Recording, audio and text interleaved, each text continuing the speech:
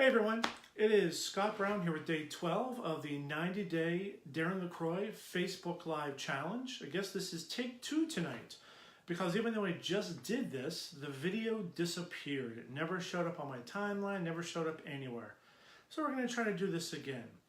So as I was saying earlier, if you heard this, you probably already heard this. So this weekend really kind of marks the beginning of playoff football season.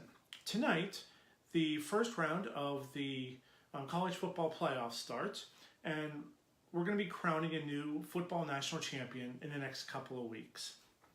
And that whole process of determining winners and losers in the football season has got me thinking a little bit about life in general. And really something that has been bothering me a lot and I've been thinking about over the last year on a pretty regular basis. And that's this whole concept that, at least for as long as I can remember, I've been told that there are winners and losers in life. You look at somebody and you say, wow, that guy is really a winner. And you look at somebody else and say, man, they're really a loser. And unfortunately, all too often, a lot of us have this voice in the back of our head when we mess up, that one of the things we tell ourselves is, oh, I can't believe I did that. I am such a loser. But are we really? What are we really losing at when we say that? How are we determining if we're a winner or a loser? Because there are no real rules for life, aren't there? So there's really two types of games that exist out there in the world. You have formal games and informal games. Formal games are those games that have a specific way to enter the game and exit the game. There's specific parameters. There's rules for how you play it. There's rules that say when the game begins, rules that say when the game ends, rules to determine who's actually won and who's actually lost. Or, if you're the Steelers and Browns, if you actually tie, which is a whole different type of situation. But there's rules that guard those formal games. And a lot of them you see on television. You see all the sporting events, football, baseball, basketball, hockey, tennis, and then you have, especially during the holiday season, you have people playing board games around their family on a regular basis. People play Monopoly, and they play the game of life, and they play checkers and chess, and they play card games. And there's always these formal rules that dictate, did somebody win or did somebody lose? And there's a winner and a loser. But there's all these other games that we're told that we play that are informal games, that we're told that there are winners and losers, but are there really winners and losers? Are there really winners and losers in life? Are there really winners and losers in business? Are there really winners and losers in education? Or are there times that maybe somebody is ahead and somebody is behind, that somebody has won something and somebody has lost something, but that doesn't really equate to if they're actually a winner or a loser?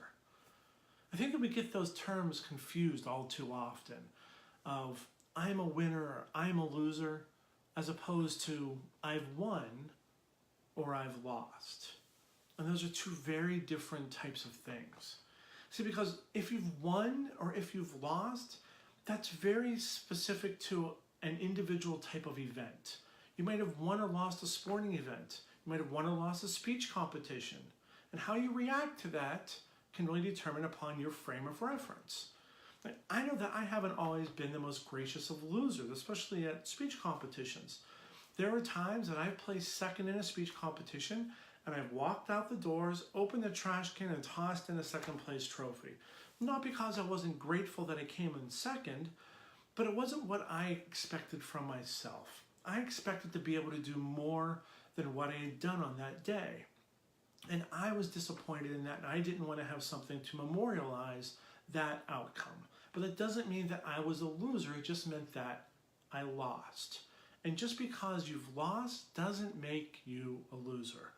Being the most braggadocious person in the room doesn't make you a winner, any more than having the biggest bank account, the most property, the biggest job. It just means that you have things in life that maybe somebody else doesn't have. And just because somebody right now might be down on their luck and they might have lost certain things, doesn't mean that they're a loser. It just means that they've lost something. We can't get those two terms confused, winning and losing, because they apply to two totally different types of situations. Those formal games, Those games that we play for competition, those always will have winners and losers. But those informal games of business and life and education, they might have events in which someone's ahead or behind, but that doesn't make somebody a winner or a loser. So as we head into 2019, I challenge you to think about the words you say to yourself and think about how you refer to yourself and refer to others and think about the whole concept of winning and losing. Because if it was up to me, I really think that somebody who gives the most they have to somebody else, who gives the best of what they have to offer to help somebody else, that person's a winner, whether or not they get anything from that experience materialistically or not. If you look at somebody like Nelson Mandela or Mother Teresa, or even every one of those Little League coaches that I know from Orlando, they've all won because they've given the best that they can to help somebody else get better. They've helped somebody else improve, take a step forward. And that investment in somebody else, that's a win for somebody. But it doesn't necessarily mean that society would deem them as a winner for what they've done. But it also shouldn't mean that they're a loser for what they don't have. So as you go into this next year, I want you to reframe and start thinking about how you consider winning and losing, who you consider to be a winner and a loser, and what you can do in 2019 to put yourself onto a path to separate formal from informal situations and reframe those words so that you know that as you're moving forward, as long as you're helping somebody get better, you've probably won. Until tomorrow, everyone, have a great night.